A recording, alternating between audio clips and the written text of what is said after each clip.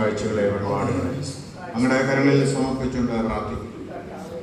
എൻ്റെ ആലയത്തിൽ ആഹാരം ഉണ്ടാകേണ്ടതിന് നിങ്ങൾ ദശാംശം മുഴുവനും ഭണ്ഡാരത്തിലേക്ക് കൊണ്ടുവരുകയും ഞാൻ നിങ്ങൾക്ക് ആകാശത്തിൻ്റെ കിളിവാതികളെ തുറന്ന സ്ഥലം പോരാതെ വരുവോളം നിങ്ങളുടെ മേൽ അനുഗ്രഹത്തെ പകരുകയില്ലയോ എന്ന് അരുളിച്ചെയ്ത കർത്താവേ, നിങ്ങളുടെ വാഗ്ദത്തപ്രകാരം നിന്റെ മക്കളെ അവിടെ നിന്ന് അനുഗ്രഹിക്കണമേ.